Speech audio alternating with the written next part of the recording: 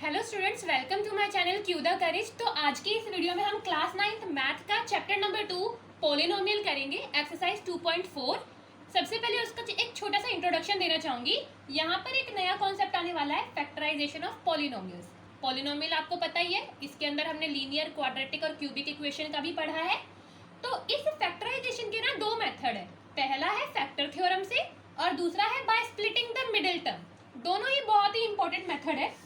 Factor theorem से भी हम कुछ क्वेश्चंस को सॉर्ट आउट करेंगे और स्प्लिटिंग मेथड से भी। तो सबसे पहले फैक्टर थ्योरम समझ लेते हैं। सपोज आपके पास कोई भी एक पॉलिनोमियल इक्वेशन है। फॉर एग्जांपल मैं एक पॉलिनोमियल इक्वेशन ले लेती हूँ, that is p of x is equal to 4x cube plus में 3x स्क्वायर माइनस में 4x प्लस में माइनस में 3। ये ले ली हमने एक क्वाड्रेटिक इक्वेशन। क्वाड्रेटिक नहीं है, एक्चुअली में ये क्यूबिक इक्वेशन है। इस इक्वेशन का फैक्टर थ्योरम के थ्रू हम कैसे करते हैं? फैक्टर थ्योरम ये कहती है कि आपको ना x की वैल्यूज को पुट करके देखना है। आपको पुट करके देखना है कि कौन सी वैल्यू ऐसी होगी x की जो इस पूरी इक्वेशन को जीरो बना देगी। क्या बनाना है हमें? इक्वेशन को जीरो के इक्वल बनाना है। तो सबसे पहले हम मिनिमम वैल्यू रख के देखते हैं x की, दैट इज जीरो। जीरो से अगर ये इसकी वैल्यू पॉजिटिव नंबर में आए तो आप ऐसा करना कि उसके बाद -1 वैल्यू रख के देखना, फिर उसके बाद -2। अगर नेगेटिव में वैल्यू आए तो आप पॉजिटिव वैल्यू रख के देखना, यानी कि 1 या 2। चलो एक बार करके देखते हैं। सबसे पहले मैं x की वैल्यू 0 पुट करती हूँ तो मेरे पास इक्वेशन कुछ इस तरीके से बन के आ जाएगी मेरे सामने, है ना। 0 की वैल्यू मैंने x की वैल्यू 0 रख दी मैंने सारी जगह पर, और जब मैंने देखा तो मेरे आंसर आया -3, यानी कि मुझे x की वैल्यू पॉजिटिव में कुछ रखनी पड़ेगी। तो मैंने x की वैल्यू यहाँ पर रख दी 1। अब मैं x की वैल्यू जब 1 रखती हूँ तो देखते हैं क्या आता है। x 4 मल्टीप्लाई बाय 1 का क्यूब प्लस में 3 मल्टीप्लाई बाय 1 का स्क्वायर माइनस में 4 मल्टीप्लाई बाय 1 माइनस में 3। अब यहाँ पर देखते हैं 1 का क्यूब 1 ही रहता है, तो यहाँ आया 4, यहाँ पर आया 3, यहाँ पर आया -4, यहाँ आया -3। 4 रुपए थे, 4 की टॉफी। 3 रुपए थे, 3 की चॉकलेट। तो ये हो गया हमारा आंसर 0। तो यानी कि इसका फैक्टर क्या आ गया? 1, यानी कि x की वैल्यू 1। अब इस चीज को बहुत ध्यान से समझना, x की वैल्यू 1 पे ये पूरी इक्वेशन 0 के बराबर हो गई। अब ये 1 यहाँ प्लस का है, x के पास उधर जाएगा तो निशान चेंज हो जाएगा, x के पास जाते ये -1 हो जाएगा और इधर इज इक्वल टू के निशान के इस राइट हैंड साइड पर 0 बच जाएगा। तो यानी कि ये जो x -1 है ना, ये फैक्टर है किसका? इस इक्वेशन का, जो हमने पॉलिनोमियल इक्वेशन ले रखी है। जब डिग्री एक इक्वेशन की 3 है तो उसके 3 फैक्टर निकलते हैं। ऐसे ऐसे 3 डिफरेंट वैल्यू वाली क्या बनेंगी? ब्रैकेट्स बनेंगे। तो इसीलिए यहाँ पर 3 निकलेंगे फैक्टर थ्योरम से। इस सब की एक्सरसाइज में आपको एक्सरसाइज के क्वेश्चंस को लेकर करके दिखाऊंगी। अब हम सेकंड वाले पे ही चलते हैं, जो कि क्या है हमारा, by splitting the middle term. Middle term को स्प्लिट करके हम किस तरीके से फैक्टर कर सकते हैं, तो वहां पर आपको ज्यादा अच्छे से समझ में आ जाएगा कि कैसे ये हमारा फैक्टर हो गया उस इक्वेशन। अब हम देखते हैं कि सेकंड मेथड क्या है, by splitting the middle term वाला मेथड। इसके अंदर हमें एक क्वाड्रेटिक इक्वेशन का एग्जांपल लेना पड़ेगा, जो कि मैं ले रही हूँ 6x स्क्वायर प्लस में 17x प्लस में 5। अब इसमें हमें मिडिल टर्म को ऐसे 2 पार्ट्स में स्प्लिट करना है, जिनको अगर हम प्लस या फिर माइनस करें तो 17 आए, लेकिन जब मल्टीप्लाई करें तो क्या आए। अब देखना ये 2 टर्म काम आएगी यहाँ पर। तो x स्क्वायर का जो कोफिशिएंट है 1 होना चाहिए अगर एक इक्वेशन में, तो हम कांस्टेंट की वैल्यू को देखेंगे, लेकिन यहाँ 1 नहीं है। तो ऐसा करते हैं, इसके पास जो कोफिशिएंट है उस कोफिशिएंट की वैल्यू को इस कांस्टेंट टर्म की वैल्यू से मल्टीप्लाई कर देते हैं। अगर यहाँ 1 हुआ तो भी उसे कांस्टेंट से मल्टीप्लाई करना है। ये चीज आप याद कर लीजिए, कुछ नहीं देखना कि क्या है कोफिशिएंट, बस ये समझ लीजिए x स्क्वायर के पास जो आगे वाले में जो भी कोफिशिएंट होगा वो कोफिशिएंट मल्टीप्लाई होगा लास्ट वाले कांस्टेंट से, और जो वैल्यू बन के आएगी 30। तो यानी कि इन दो स्प्लिटेड नंबर को जब मल्टीप्लाई करें तो 30 आंसर आना चाहिए। 30 की फैक्टराइजेशन कर लेते हैं अब हम यहाँ पर। तो 2 15 जा 3 5 जा 5 1 जा। तो अब यहाँ पर देखो 5 3 जा 15, ये हो गया 15, और 15 में 2 प्लस करा 17, ये तो बड़ी आसानी से आ गया। 15x प्लस में 2x, इसके 2 पार्ट स्प्लिट हो गए ना। 17 मैंगो बाइट की टॉफी 15 मैंगो बाइट की टॉफी में बट गई और मैंगो बाइट की टॉफी में बट गई। ठीक है, अब आगे देखते हैं। यहाँ पर ये प्लस का 5 एज इट इज उतरेगा और यहाँ पर 6x² एज इट इज उतरेगा। अब यहाँ पर ध्यान दीजिए कि इन दो टर्म को देखना और इन दो टर्म को देखना, इनमें से कॉमन चीज निकालनी है। यहाँ देखा x² और यहाँ x, दोनों से एक एक x में बाहर ले सकती हूँ। 6 और 15 किसके टेबल में आते हैं? 3 की टेबल में आते हैं। एक ही कॉमन टेबल में आने चाहिए दोनों नंबर, 3 की टेबल में आ रहे हैं। तो यानी कि मैंने यहाँ पर 3 कॉमन ले लिया, यहां से एक x बाहर आ गया तो अंदर बचा एक x। यहां 6 में से एक 3 बाहर आ गया, 3 को जब मैं 2 से मल्टीप्लाई करूंगी तभी तो 6 मिलेगा, तो यानी कि 2 बच गया यहां पर, तो वो 2 यहां लिख दिया, प्लस का निशान। एक x था वही बाहर ले लिया, 15 में से 3 कॉमन ले लिया, 3 को किससे मल्टीप्लाई करूं 15 बने? 5 से मल्टीप्लाई करना पड़ेगा, ये बन गया अंदर का ब्रैकेट। यही सेम ब्रैकेट यहाँ अंदर बनना चाहिए। ये तो यहाँ बाहर क्वांटिटी सेम ही है, 2x + 5, यहाँ भी 2x + 5। जब कुछ भी कॉमन ना हो तो सिर्फ 1 कॉमन ले लीजिए। दोनों के पास प्लस का निशान था इसलिए मैंने प्लस लगाना जरूरी है, यहाँ निशान लगाना जरूरी है। कुछ भी कॉमन नहीं था इसलिए 1 लिख दिया और अंदर की ब्रैकेट में as it is 2x plus में 5 आ जाएगा। ये दो ब्रैकेट सेम है तो यानी कि ये दोनों ब्रैकेट इस एक टर्म और इस दूसरी टर्म में से कॉमन आ गई, तो ये हो गया 2x प्लस में 5, ये हमने ले लिया। अब दूसरी जो ब्रैकेट बन के आई यहाँ पर बचा सिर्फ 3x और इस टर्म के पास बचा सिर्फ और सिर्फ 1, तो ये हो गई मेरी फैक्टराइजेशन कंप्लीट। तो अब यहाँ पर ये तो स्प्लिट हो गई अभी तक, इसकी फैक्टराइजेशन हमें ये बताना है कि इस इक्वेशन में x की मैं क्या वैल्यू रखूं कि 0 बन जाए। दो वैल्यू निकलनी चाहिए x की, तो पहला ब्रैकेट और दूसरा ब्रैकेट दोनों ब्रैकेट बन के आ गए। पहले ब्रैकेट को सबसे पहले 0 के इक्वल रख दो, दूसरे वाले ब्रैकेट को भी 0 के इक्वल ही रखना है आपको। यहाँ पर देखो x की वैल्यू क्या निकलेगी, प्लस का 5 उधर जाके माइनस का 5 हो जाएगा, ये लिखा मैंने माइनस का 5, यहाँ 2 मल्टीप्लाई में उधर जाके डिवाइड में हो जाएगा, तो x = -5 डिवाइड बाय 2। तो अगर मैं x की वैल्यू -5 डिवाइड बाय 2 यहाँ रखूंगी तो ये इक्वेशन 0 के इक्वल हो जाएगी। यहाँ देखो ये हुआ 3x = प्लस का 1 उधर जाके हो गया माइनस का 1, अब 3 यहाँ पर मल्टीप्लाई में उधर जाके डिवाइड में हो जाएगा, तो अगर मैं x की वैल्यू -1 डिवाइडेड बाय 3 रखती हूँ तो भी मेरी ये इक्वेशन 0 के इक्वल हो जाएगी। क्या आपको by splitting the middle term वाला मेथड समझ में आया है? तो late me know in the comment section below. Factor theorem और अच्छे से समझ में आएगी जब हम एग्जीक्यूट करेंगे इसे एक्सरसाइज में। ऐसा ही स्प्लिटिंग द मिडिल टर्म वाली ऐसी फैक्टराइजेशन आपको और ज्यादा अच्छे तरीके से समझ में आएगी इन द एक्सरसाइज 2.4। तो let's get into the video of 2.4। तो चलिए अब हम क्वेश्चन नंबर 1 को देखते हैं, एक्सरसाइज 2.4 की। क्वेश्चन नंबर 1 के 4 पार्ट है और क्वेश्चन क्या कह रहा है, determine which of the following polynomial has x + 1 as a factor. मैंने अभी आपको पीछे बाय स्प्लिटिंग द मेथड में दो हमारे वो बॉक्स बन के आ गए थे ऐसे ऐसे, और फिर उनकी वैल्यूज को मैंने 0 के इक्वल रख के x की वैल्यू को निकाला था। सेम तरीके से इस वाले ब्रैकेट को भी हम 0 के इक्वल रख के यहाँ से x की वैल्यू निकालेंगे जो कि क्या आएगी -1। मैंने ऐसा भी याद कर रखा है कि x के पास जो भी यहाँ न्यूमेरिकल वैल्यू होगी वो जिस भी साइन के साथ होगी, प्लस या माइनस, उसका अपोजिट साइन ही उसकी वैल्यू होगी। तो यहाँ पर -1 इसकी वैल्यू रखनी है हमें। तो यहाँ पर मेरे को x की वैल्यू रख के देखनी है -1। अगर ये मेरी पूरी की पूरी इक्वेशन 0 के इक्वल हो गई तो यानी कि x + 1 इस इक्वेशन का फैक्टर है। तो यहाँ पर रखते हैं -1 का होल क्यूब प्लस में -1 का होल स्क्वायर प्लस में -1 प्लस में 1। -1 का होल क्यूब होता है -1 -1 का होल स्क्वायर होता है +1। -1 तो ये एज इट इज ही लिखा जाएगा और ये +1 भी एज इट इज लिखा जाएगा। +1 -1 +1 -1, आंसर क्या आ गया 0। तो यानी कि yes x + 1 is a factor. तो ये क्या है, एक फैक्टर है इस इक्वेशन का हमारी, है ना। सेकंड पार्ट के लिए देख लेते हैं। अब हम सेकंड पार्ट में भी यहाँ पर हम x की वैल्यू क्या रखेंगे, -1 रखेंगे। चलो देख लेते हैं। -1 की पावर 4 प्लस में -1 की पावर क्यूब -1 का स्क्वायर -1 प्लस में 1। -1 की पावर 4 होता है प्लस का 1, -1 की पावर क्यूब होता है माइनस का 1, -1 का होल स्क्वायर होता है प्लस का 1, -1 एज इट इज प्लस का 1 ये रहा, +1 -1 +1 -1, एक 1 बच गया यानी कि आंसर आया 1। तो यानी कि no x plus 1 is not a factor, तो यानी कि इस इक्वेशन का ये फैक्टर नहीं हुआ।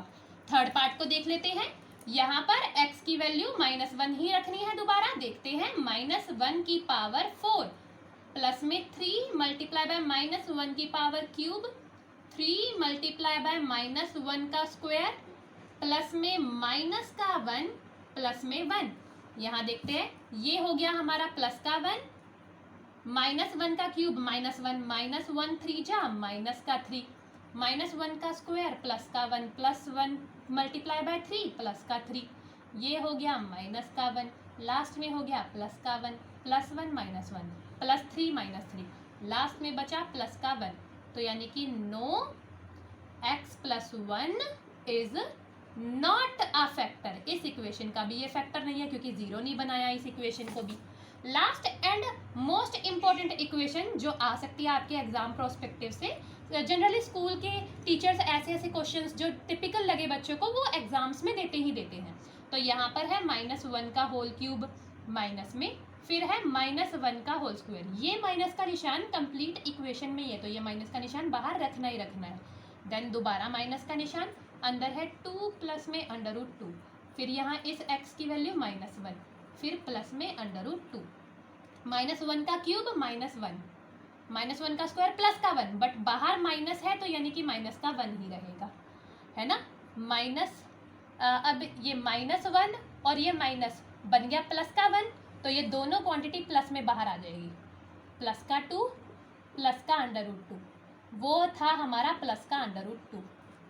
अब देखिए -1 -1 दोनों प्लस हो जाएंगे और निशान रहेगा माइनस का ही -2।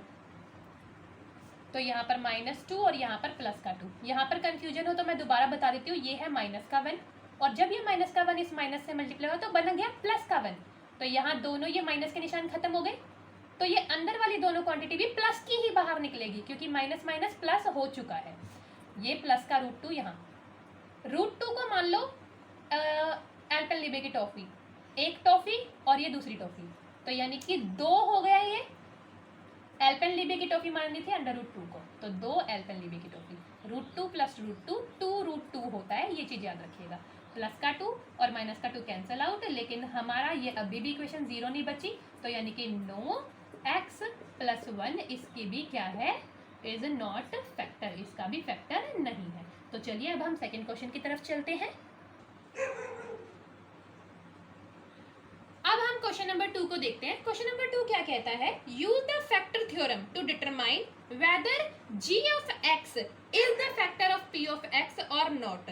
तो आपको ये 3 केसेस नजर आ रहे हैं यहाँ पर। g of x factor theorem में क्या था कि यहाँ पर हमें x की वैल्यू निकालनी है और x की वैल्यू इस p ऑफ x में पुट करके देखना है कि क्या ये मेरी इक्वेशन 0 के इक्वल बन रही है या नहीं बन रही है ना। और अगर 0 के इक्वल बन गई तो हाँ ये g of x p of x का फैक्टर है, अगर नहीं बनी तो नॉट अ फैक्टर लिख देंगे हम इसके आगे, राइट। अब क्या करेंगे, g ऑफ x की जो ये वैल्यू है इसको 0 के इक्वल पुट करेंगे ताकि हमारे पास x की वैल्यू आ जाए जो हमें इस इक्वेशन में पुट करनी है। क्या आ गई, -1, क्योंकि यहाँ प्लस का 1 था, उधर जाके माइनस का 1 हो जाएगा। तो अब मैं यहाँ पर p x की जगह पर -1 रख देती हूँ क्योंकि पूरी इक्वेशन में -1 रखने वाली हूँ। 2 -1 का क्यूब प्लस में -1 का स्क्वायर -2 और ब्रैकेट में आएगा यहाँ पर -1, यहाँ पर आएगा -1। तो ये हुआ हमारा -1 का क्यूब -1, -1 2 जा -2, -1 का स्क्वायर प्लस का 1 और बाहर भी प्लस है तो पूरा प्लस का 1, -1 multiply by -2, minus minus plus हो जाएंगे, 2 1 जा 2 हो जाएगा। ये है माइनस का 1, +1 -1 कैंसिल आउट हो गए, +2 -2 कैंसिल आउट हो गए, ये बन गया 0। तो g ऑफ x में मैं सिर्फ यस लिख रही हूँ, आप लिख देना yes it is a factor of p of x, ठीक है। तो अब सेकंड पार्ट में देखते हैं, यहाँ पर भी हमें g ऑफ x x+2 को 0 के इक्वल रखना है, तो पता चल जाएगा x की वैल्यू -2 रखनी है हमें इक्वेशन में। तो यहाँ रखी मैंने -2 वैल्यू, पूरी इक्वेशन में यही रखने वाले हैं हम।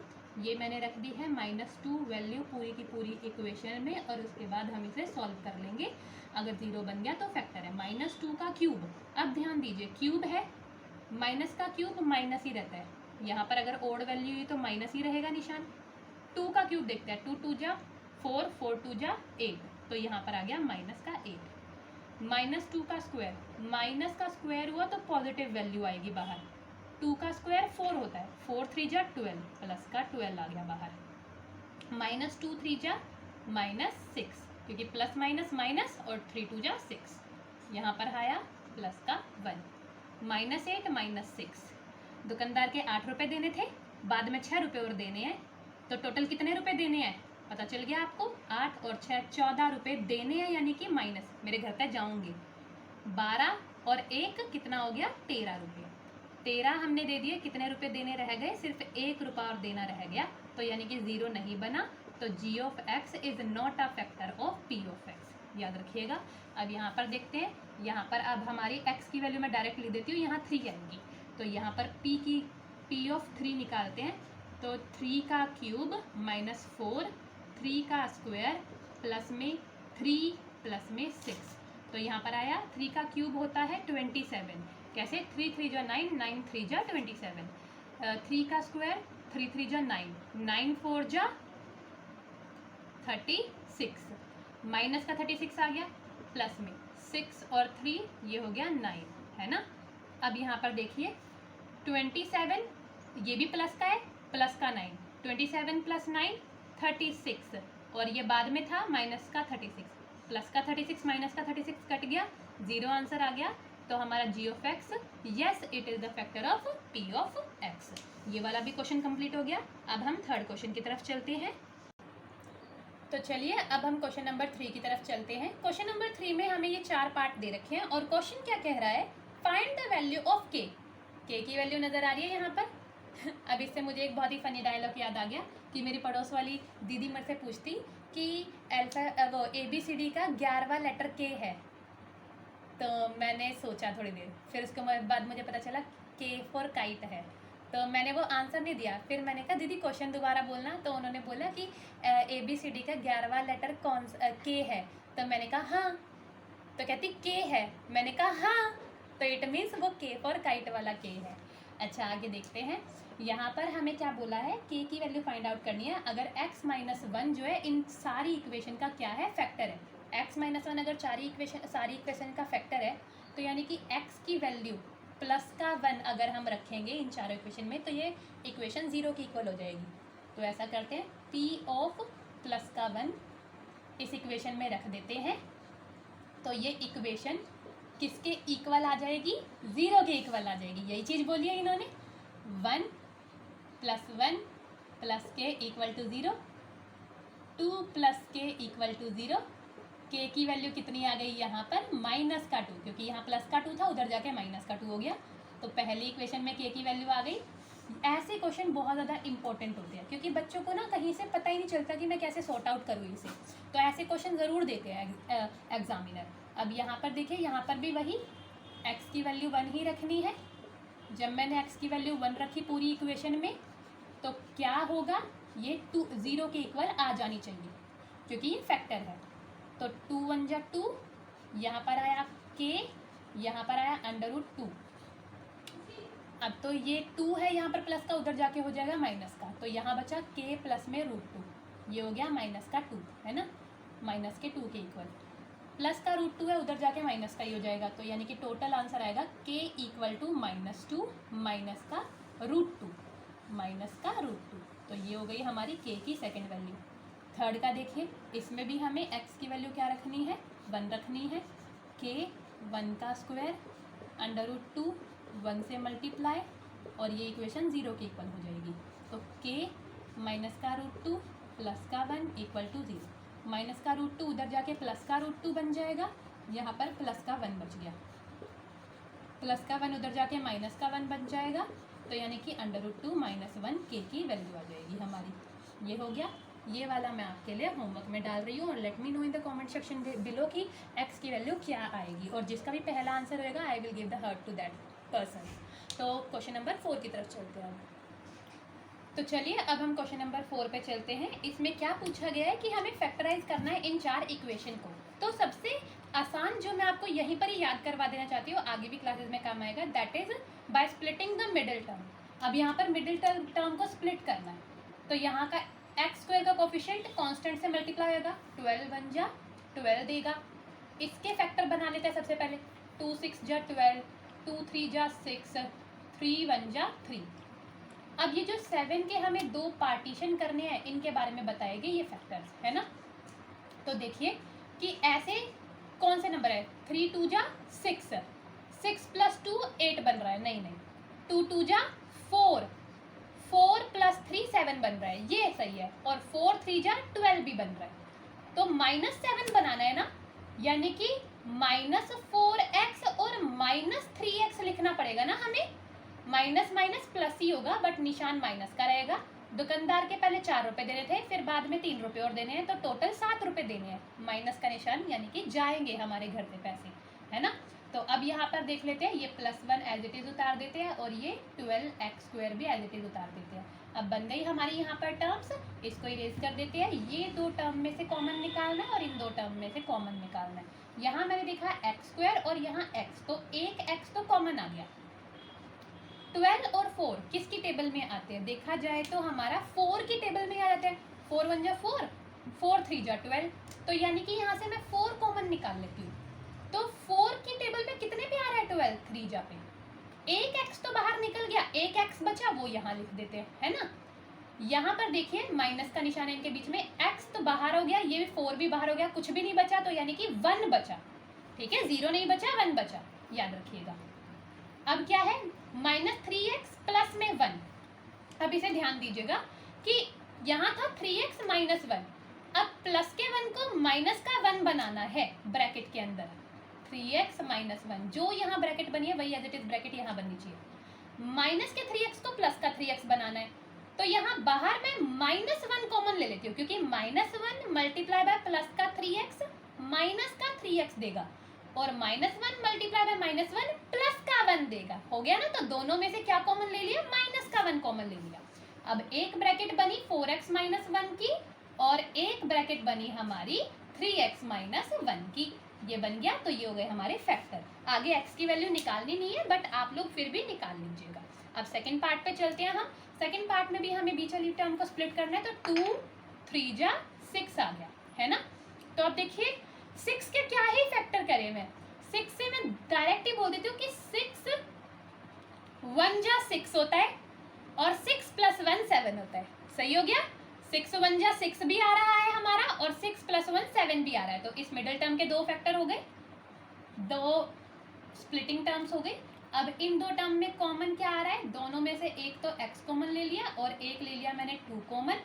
यहाँ पर एक x बाहर जाने से एक ही x बचा, 2 बाहर जाने से तो कुछ वो तो बचा ही नहीं। यहाँ पर है प्लस का निशान, x बाहर चला गया, इस 6 में से 2 बाहर निकल गया, तो अंदर बचा 3, 2 3 जा 6। हाँ, अब इन दोनों में क्या कॉमन है, कुछ भी कॉमन नहीं है, तो 1 कॉमन है, और ब्रैकेट के अंदर बचा x प्लस में 3, यही वाली चीज़। +1 लिखना जरूरी है, ये प्लस का निशान। ठीक है, अब आगे देखते हैं। 2x + 1 एक ब्रैकेट में हो जाएंगे, और यहाँ पर आ गया, ये दो ब्रैकेट सेम है, तो ये ब्रैकेट अदर ब्रैकेट में हो जाएंगे। ये दो फैक्टर बन गए।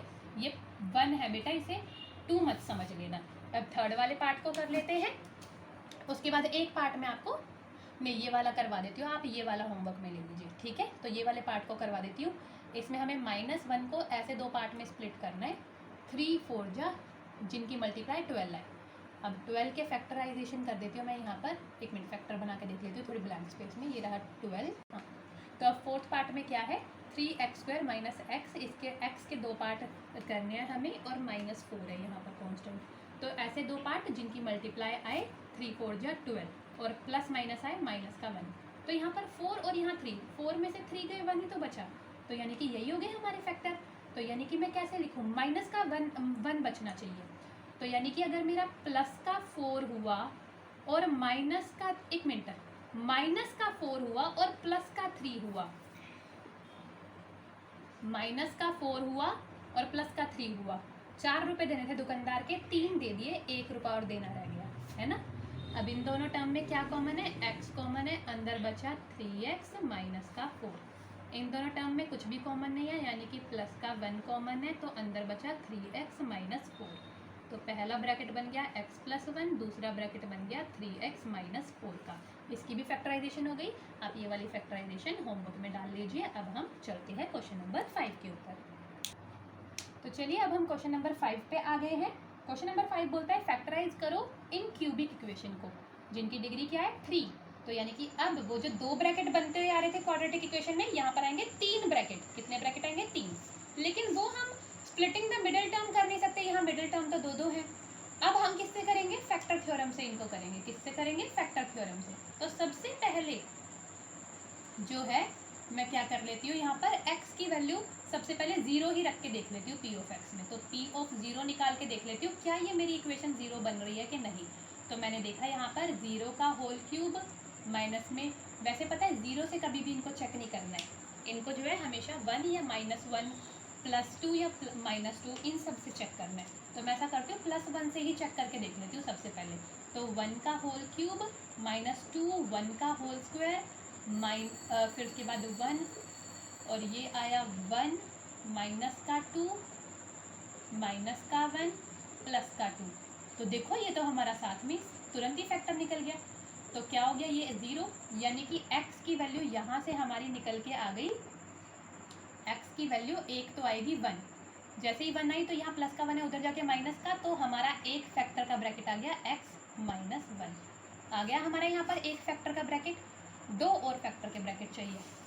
तो अब यहाँ पर देख लेते हैं -1 पुट करके, ठीक है। अगर 1 हो गया है तो -1 देख लेते हैं। -1 पुट करा, -1 का होल क्यूब माइनस का 2 -1 का होल स्क्वायर माइनस का -1 प्लस का 2। यहाँ देखो -1 का क्यूब यानी कि -1 ही बाहर आएगा, -1 का स्क्वायर प्लस का 1, बट प्लस का 1 -2 से मल्टीप्लाई हो रहा है तो -2 बन गया, माइनस माइनस प्लस का 1 बन गया, और ये क्या है? प्लस का 2 प्लस का 2 माइनस का 2 प्लस का 1 माइनस का 1, ये फिर क्या बन गया? 0। तो यानी कि x की वैल्यू -1 पे भी ये इक्वेशन 0 बन रही है। तो यानी कि ये माइनस का 1 इधर आके प्लस का, तो हमारा एक x + 1 हो गया फैक्टर। 2 फैक्टर निकल गए, राइट। एक्चुअली में अगर एक भी फैक्टर निकल जाता है ना आपका, तो यानी कि आपकी पूरी की पूरी इक्वेशन का एक तरीके से फैक्टराइजेशन हो गई है लगभग आपकी। कैसे? हम इससे जो है ना इस पूरी इक्वेशन को इससे डिवाइड करके देखें जो क्वेश्चन आएगा, लेकिन वो थोड़ा सा लॉन्ग मेथड हो जाएगा। अब हमारे ये 2 आ गए हैं। अब एक और फैक्टर देख लेना है हमें जिस पे ये 0 बनेगी इक्वेशन। तो मैं इसे थोड़ा सा एनालाइज कर देती हूँ कि कौन सा हो सकता है वो डिजिट। तो यहाँ पर आया 1, हाँ ठीक है, हाँ ठीक है। तो अगर हम p ऑफ x की वैल्यू 2 रख देते हैं, तो यहाँ पर देखिए 2 का होल क्यूब, देन आया 2 × 2 का होल स्क्वायर, देन आया माइनस का 2 प्लस का 2। तो माइनस का 2 प्लस का 2 तो यहीं कट गए। 2 का होल क्यूब होता है 8, 2 का स्क्वायर होता है 4, 4 2 जा 8, ये भी यहाँ पर कट गए और ये बन गया 0। तो यानी कि x की वैल्यू 2 भी इस इक्वेशन का फैक्टर है। तो यानी कि एक तरीके से x - 2 एक कॉमन ब्रैकेट आ गई। तो ये 3 हमारे पास कॉमन ब्रैकेट आ गई, यानी कि इस इक्वेशन को हम x - 1, x + 1 और x - 2 रख सकते हैं। अब एक चीज़ देखिए, इनको मल्टीप्लाई करके देख लीजिए। सबसे पहले चेक करना बहुत ज़्यादा ज़रूरी है। जब मैंने चेक करा इसे तो मैंने देखा x जब a - b a + b, तो क्या होगा? a² - b का स्क्वायर, और यहाँ पर है x - 2, इसका स्क्वायर है, मतलब एक तरीके से x² × x, तो x का क्यूब हो गया, x² × -2 तो -2x² हो गया, -1 × x -x हो गया, -1 × -2 तो प्लस का 2 हो गया। तो यहाँ पर हमने चेक भी कर लिया है कि हम इन तीनों ब्रैकेट को जब मल्टीप्लाई करेंगे तो हमारी यही ऊपर वाली इक्वेशन बन के आ रही है। इसी तरीके से आपको बाकी फर्दर इक्वेशन करनी है, सेकंड भी, थर्ड भी और फोर्थ भी। ये मैं आपको होमवर्क के लिए दे रही हूँ, ठीक है। और यहाँ तक आपको फैक्टर थ्योरम में ना बहुत ही ज़्यादा ट्राई करना पड़ेगा, क्योंकि अगर मैं इस क्वेश्चन को भी ट्राई करूँगी ना तो मेरा बहुत ज़्यादा टाइम कंज्यूम हो जाएगा और वीडियो हो जाएगी बहुत ज़्यादा लंबी, जो कि बच्चे देखना पसंद नहीं करते। तो इसीलिए मैं यही कट डाउन करती हूँ। ये हमारा ऐसे ही चेक करते रहना है आपको हर एक नंबर पे, एक बार प्लस पे, एक बार माइनस पे, एक बार प्लस पे, एक बार माइनस पे, और इंक्रीज करते रहना है। जैसे ही फैक्टर मिल जाए तो उनको इकट्ठा करके रख देना है आपको, ठीक है। तो आज के लिए इतना ही बस।